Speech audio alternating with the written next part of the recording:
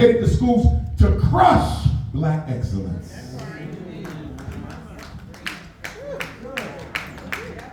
But what they don't talk about is when they desegregated the schools, they didn't desegregate the teachers.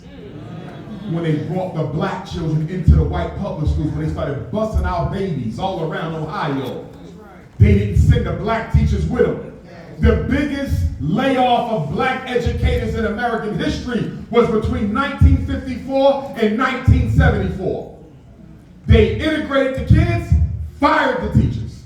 And so our children had to go into hostile, white racist school districts, forced to learn, but they couldn't focus because the racial oppression was too bad. And so then the mental health system, the psychology institution started coming up with man-made disability labels. Because the black boy got tired of being called the N-word, he started to fight back, so they called him emotionally disturbed. Because the teachers wasn't teaching them, they started calling them learning disabled. And so in 1975, 20 years after the end or the beginning of school desegregation, they gave us special education. Y'all don't know this, but special education was the resegregation of public school. Special ed was born because white school districts didn't want to take black children. So the federal government said we have to do something about this, not because it's wrong. This country never cared about wrong against black people, but it was affecting America's public image of wrong. We were in Vietnam trying to tell black people brown people how to live.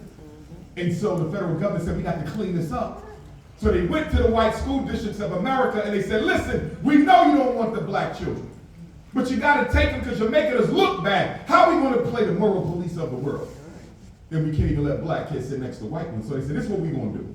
We got a strategy that'll work for the both of us. And the white school district said, what's the strategy? And they said, this is what we're going to do. Let the black kids in the schools of Cincinnati. Let them in Columbus. Let them in Youngstown. Let them in Cleveland. But once they get in there, label them as special ed.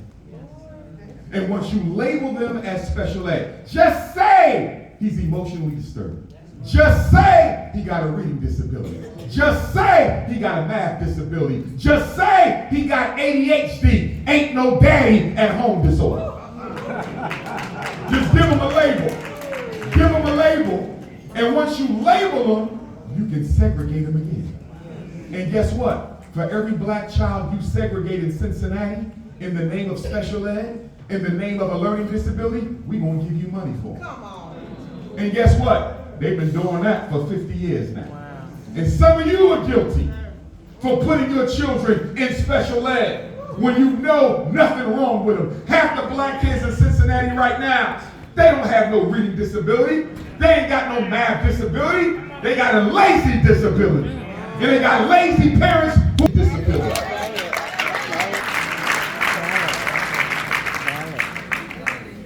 Well, what am I supposed to do, Dr. Umar? My son is behind in reading. He's in the 5th grade, reading on the 2nd grade level. If I don't put him in special ed, he'll never catch up. That's a lie. That's a lie. He don't need special ed to catch up. You can close the skills gap in 6 weeks. He didn't need no IEP, incarceration education program. All you had to do was get your son a tutor. That's all he needed was a tutor. That's all your daughter needed was a tutor. But you know what? We'd rather stick them in special ed because we don't want to use none of our pocket money to pay for that tutor. See, we don't want to sacrifice our hair money. We don't want to sacrifice our weed money. We don't want to sacrifice our club money. We don't want to sacrifice our Air Jordan money. I know it. I know it. I'm not paying for no tutor. The school's supposed to teach my baby. And because you don't want to take on the financial responsibility of academic excellence, they suffer. 1 out of every 4 black boys in America graduate from high school. That's a Holocaust. And we comfortable with it. We comfortable with it. We don't do nothing about it. In Cincinnati, 70% of your teachers are Caucasian, but 60% of them are black. 60% of the children are black. I'm not blaming the Caucasians for that. I'm blaming you for that. Why are you comfortable with 70% of your teachers being white? Only 4% of Cincinnati's teachers are black males, and you do nothing about it. You comfortable being a slave, comfortable being on the bottom. You can take the slave out of slavery all day, but until the slave takes the slavery out of himself, he'll never be free. Our problem now is psychological. Our problem now is mental. We got the money, we got the degrees, we got the experts, we got the technicians. But we'd rather imitate white people than be free. Black women, sooner or later, y'all gonna have to do something about this $30 billion hair and beauty industry. Sooner or later, you're gonna have to stop imitating white folks and wear your own hair for a change. And black men, you have no business clapping. Not at all. Because the reason black women are imitating white women is because you only want to date black women who look like white women.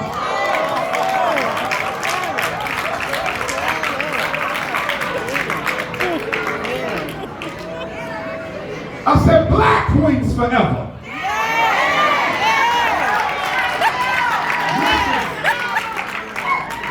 When we talk about the black family and the crisis of the black family, and we talk about saving the black family, we need to understand, Cincinnati, that you can't put the black family in a vacuum. The black family is a system that depends on other systems. And if you don't fix the systems that the black family depends on, the system of the black family can never be corrected. What's one of the systems? The economic system. There can't be no romance without finance. Why are we expecting black men to marry black women when they can't take care of them? Why are we expecting black men to stay with black women when they can't pay the bills? Do you know how hard it is for a man to look himself in the mirror knowing he can't provide for his woman and children? So if we want to empower the black family, restructure the black family, we got to make sure black men got livable wage jobs. Not fast food, I said livable wage jobs. The reason why so many brothers out here committing crime across Ohio is not because they want to, but they can't find a job that pays them a wage sufficient enough to cover the bills for their 2 or 3 children. Criminals are not born, criminals are made. Criminals are made by criminal societies who deny black people an equal opportunity to earn a decent living. And every time they talk about crime in Cincinnati, when they talk about crime in Baltimore, New York, or Philadelphia, when they talk about crime in Detroit, Chicago, Omaha, or Minneapolis, they never talk about the economics. We have to get tough on crime. We need more jails. We need more police. How about you address poverty first? I'm sick and tired of conversations about crime that don't deal with poverty. Crime grows from poverty. Address the poverty.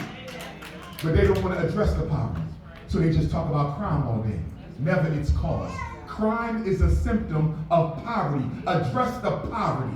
100 years ago in America, who was the drug dealers? 100 years ago in America, who was breaking the law? 100 years ago in America, who were the major criminals? It wasn't us.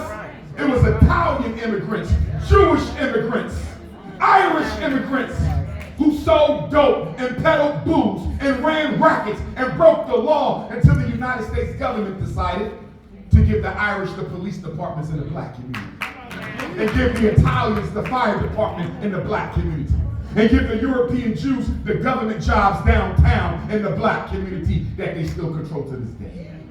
They gave them an economic stimulus package. They haven't given us one yet. So let's not act like we don't know where crime comes from. I don't care what color the man is, brown, red, yellow, white, black. If you give them a miseducation and an economic castration, that's a criminal waiting to happen. And they try to make us think that the black criminal is somehow so uniquely different from the white. The black criminal is somehow so uniquely different from the yellow one. The black criminal is somehow so uniquely different from the brown one. You know why they always want you to think their problems are so radically different? Because they don't intend to solve them. They don't intend to solve them. Cincinnati City Council, you got one black man on the city council. One! 2 sisters, 1 brother. No knock against the sisters. I hope they're doing the best job they can for you. I hope the brother doing the best job he can for you. But there should be more than 1 black male on city council. And there should be more than 4% black men who teaching for our boys. I need my parents to understand something about the school system. You don't expect a boy to act like a girl in order to learn. But in America's schools, boys are expected to act like girls, and when they can't, they're called disordered. Do you know what ADHD is? ADHD is the criminalization of normal, healthy black boys who can't sit still like girls can for 8 hours a day. Now wait a minute. The research tells us that boys learn better when they can move around. So if the research tells us that boys can learn better when they move around, why are they still sitting still in Cincinnati? Because it's better for the teachers. True. The reason why the schools don't get better because the teacher unions in the black community are not interested in improving education. They're interested in improving the benefits and salaries of their teachers. The teachers union is an enemy to black learners. Yes, it's true. Yes, it's true. Until black parents organize and fight against the teachers unions in their control of Cincinnati schools, our children will never get what they should. Say it again. But I want to go somewhere else with this. Because I see so many of you putting your children in special ed for these so-called reading disabilities. And I'm trying to figure out, if your son needs special ed, if your son has an IEP, if you think your son has a reading, math, or comprehension disability, what the hell are you doing with a video game system at home? What is he doing with an iPad at home? What is he doing with the new Air Jordans on his feet at home? I want you to see how we, as black people, subsidize our own mass incarceration. I go to your house, most of you don't even have a bookshelf. Let me say that again. Most of you don't even have a bookshelf. You got every video game, every pair of Jordans, every kind of cell phone, every kind of wig and weed you can find. But no books. And then you want to put them in special ed. The problem is the house. Which is why if Dr. Umar was in charge of education for black children in America, we wouldn't diagnose the children. We would diagnose their parents. You my problem. You my problem, not the babies. See, when we open up the Frederick Douglass and Marcus Garvey Academy, I'm looking forward to meeting my so-called special ed boys. Because we don't have special ed. We are independent school. So when they come to me and say, Dr. Umar, I'm slow, I'm special. When the parents say, Dr. Umar, my son needs an IEP, I'm going to say, listen up. We don't do special ed here. We don't do learned self-helplessness here. But what we are going to do is we do weekend academy. So since he can't read and he can't count and he can't sit still for more than 5 minutes, he's going to practice all day Saturday. And he's going to practice all day Sunday. And you want to practice learning how to read until you can, or you see me every weekend, you get no break. You want to practice learning how to sit still for more than 5 minutes every weekend, or you don't get no break. You want to practice learning how to count all day Saturday and all day Sunday until you learn how. And I guarantee y'all, after 1 weekend, half of our learning disabilities will disappear. Stop letting your children hustle you. Stop letting your children play games on you. See, what you need to understand, Cincinnati, is the reason why your children got to take all these tests. Why we test the kids so much. You got to take a test for this, and a test for that, and a test for this, and a test for that, and a test for college, and a test to be a police officer, and a test for law school, and a test for med school. You know why America tests